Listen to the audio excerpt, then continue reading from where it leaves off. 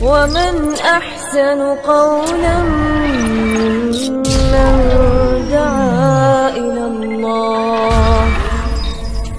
ممن دعا إلى الله وعمل صالحا وقال إنني من المسلمين.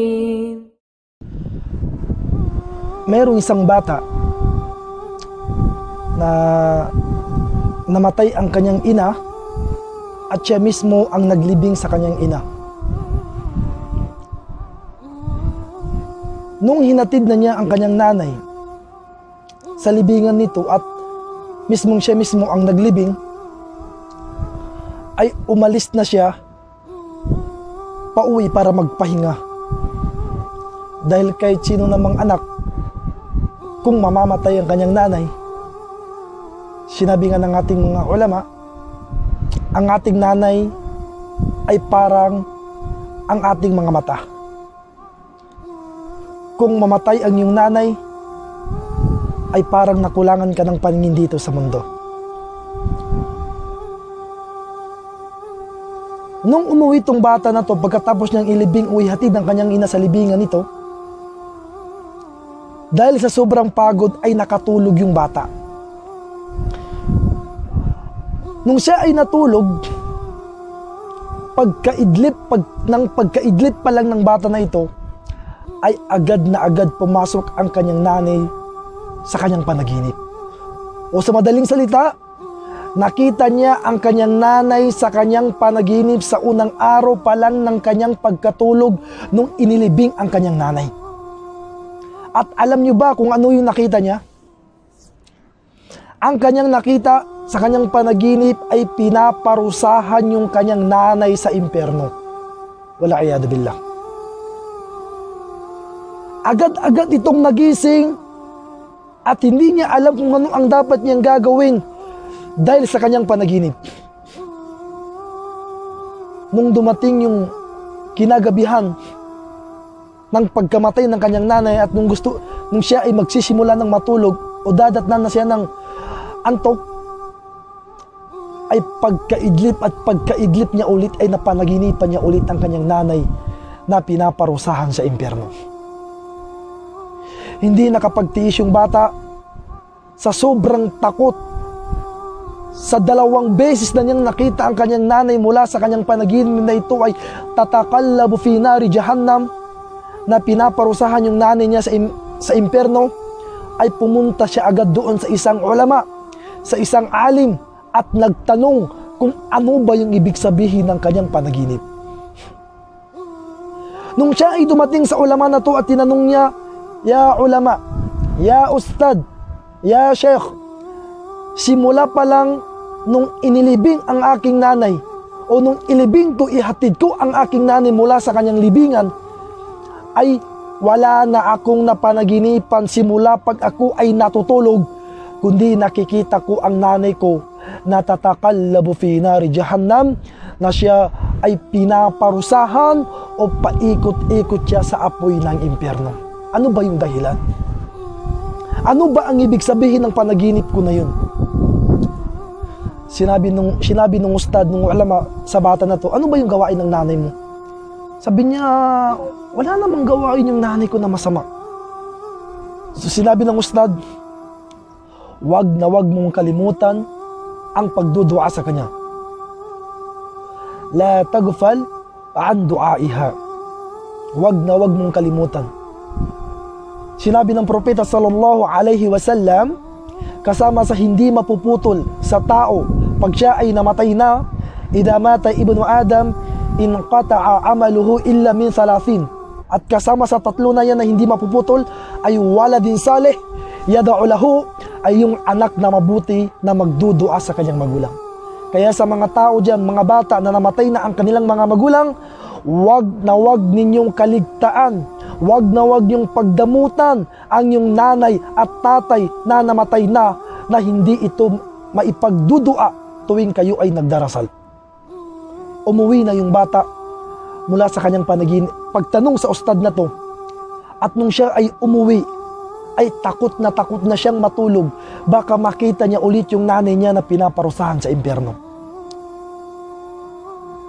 Isang araw, 2 araw, 3 araw, 4 na araw, 5 araw, 6 na araw sa loob ng 1 linggo. Walang araw, walang gabi na natulog yung bata na hindi niya napanaginipan yung kanyang nanay na pinaparusahan sa impyerno. Allahumma musta'an. Takot na yung bata at wala na siyang ginagawa kundi magbasa ng Quran, ipagdua, magzikr, magbigay ng sadaka, dahil hindi niya alam kung ano ba yung nangyari. Ano ba yung ginawa ng kanyang nanay? Bakit sa loob ng 7 araw na bawat siya ay dinadatnan ng antok o siya ay natutulog, ay nakikita niya yung nanay niya na pinaparusahan sa impyerno.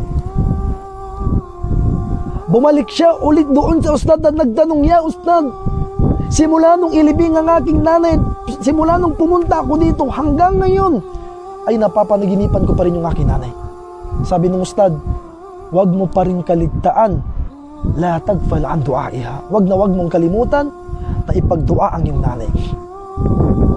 Mga kapatid sa pananampalatayang Islam, wallahi al-adim, sa loob ng ilang buwan, 1 buwan, 2 buwan, 3 buwan, 4 na buwan, sinabi nung nagkukwento ay yung bata na ito ay walang araw na hindi niya nakita yung kanyang nanay na pinaparusahan sa impyerno. Mustamir, tuloy-tuloy yung kanyang panaginip. Hindi pa lang pagdating pala sa kanya ng antok, pag siya ay natutulog na, agad-agad niyang nakikita yung kanyang nanay na pinaparusahan sa impyerno nang hindi niya alam. Nung ito ay umabot ng taon, 1 taon, 2 taon, 3 taon, 4 na taon, pag-abot ng 8 taon, straight na walang araw, umaga, gabi, na hindi siya natulog, na hindi niya nakita yung nanay niya na pinaparusahan sa impyerno. Pagkatapos ng 8 taon mismo, nung makita niya ang kanyang nanay mula sa kanyang panaginip, simula nung ilibing ang kanyang nanay hanggang sa umabot ng 8 taon, nakita niya yung nanay niya na nasa paraiso na, at ito ay lumalangoy mula sa tubig ng paraiso. Tinanong niya ang kanyang nanay mula sa kanyang panaginip, "O aking ina, simula nung ilibing kita, ihatid kita sa iyong libingan, hanggang ngayon sa loob ng 8 taon, wala na akong nakita o napanaginipan maliban na lamang na ikaw ay pinaparusahan sa impyerno. Ano ba ang dahilan? At pagkatapos ng 8 taon na yun at nakita kita ngayon dito sa paraiso, ano rin ang dahilan, o aking ina?" Sinabi ng kanyang nanay, "O aking anak, simula nung maging asawa ko ang iyong tatay, ay yung tatay mo ay meron siyang ibang asawa. At nung mamatay yung unang asawa ng yung tatay, ay ako yung naging second wife niya. So mayroon silang anak nung tatay mo sa una niyang asawa. At tuwing umaga, pag ako ay nagtitimpla ng gatas o bumibili ng gatas para ito ay pang-almusal ninyo, ikaw at ang iyong ama ay binibigyan ko ng isang baso na puno ng gatas, at yung kapatid mo sa ina o yung anak ng tatay mo sa una niyang asawa, ang ginagawa ko sa kanya ay nilalagyan ko lang yung isang baso ng kalahating gatas at dinadagdagan ko ito ng tubig, at yun ang pinapainom ko sa kanya, at ito ang dahilan kung bakit sa loob ng taon ako ay pinaparusahan lang. Fa'ammal yatima fala taqhar."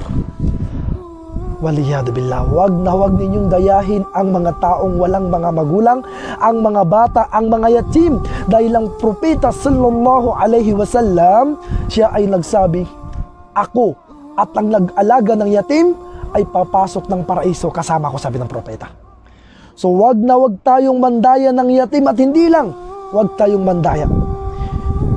dahil lang sa kalahating baso ng gatas o isang baso ng gatas, sa loob ng taon na siya ay pinaparusahan na. At sabi niya, "O aking ina, ano naman ang dahilan? Bakit after 8 years ay nandito ka na ngayon sa paraiso?" Sinabi ng kanyang ina, "Dahil sa iyong pagdudua sa akin o aking anak."